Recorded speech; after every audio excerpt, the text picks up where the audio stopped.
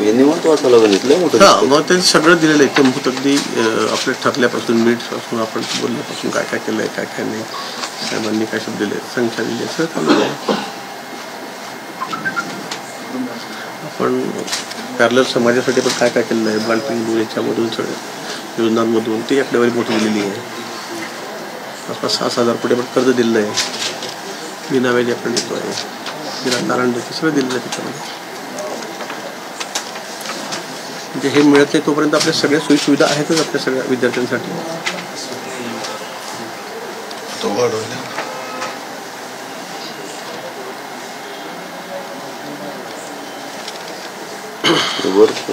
निवांत वाचता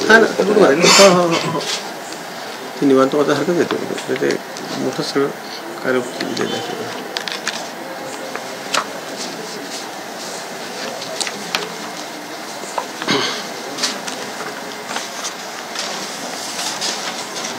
मुख्यमंत्री सगळ्यांनी स्वतः सांगितलं शब्देवर की बाबा मी देतोच आहे म्हणून, त्याच्यामध्ये दुमतच नाही द्यायचं नाही म्हणून. फक्त आपली जी पद्धत आहे स्वतःकडे तसं करता येत नाही, ही आपल्याला जी कल्पना आहे सगळ्या आपल्या तज्ञ लोकांनी तेच सांगितलेलं आहे. त्यामुळे अडचण आहे. बाकी तर दुसऱ्या दोघीच्यावरून आम्हाला कुठल्या ना कुठल्या परिस्थितीत द्यायचं म्हणजे बाय होकर आहे, प्रश्न विषय नाही. तर प्रॉमिसेस आहे मुख्यमंत्री मोदयांचा तुमचं सगळ्यांचं, ते मी करतो. आणि क्युरेटिव्ह पिटिशनच्या माध्यमातून होणार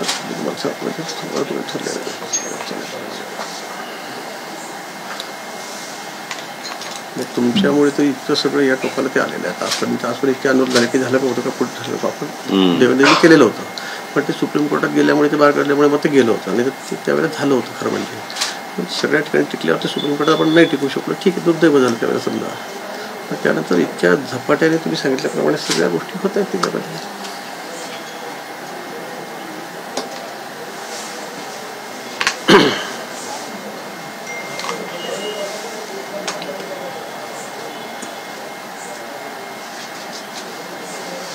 थोडं सबुतीने घेतलं तर होईल, तर म्हणजे आता अंतिम टप्प्यातच आहे. क्युरेटिव्हचे काल हाय सुप्रीम कोर्टात झालंच, ते चालत होतं निर्णय पण थोडा ठीक आहे.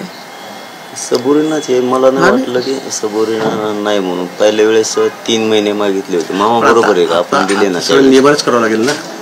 त्याचं आपण घाईगर्दीत घेतलं आणि तुम्ही म्हटलं देऊन टाकलं, काय तुमच्याच नियमात हे सगळं. आम्ही भाऊ परस्पर काय नाही केलं. पहिले 3 महिने सरकारनं मागितले, आम्ही दिले. त्यानंतर तुम्ही स्वतः द्यायला तर तुम्ही 30 दिवस मागितले होते, 3 वेळा आलो होतो, आम्ही 40 दिले.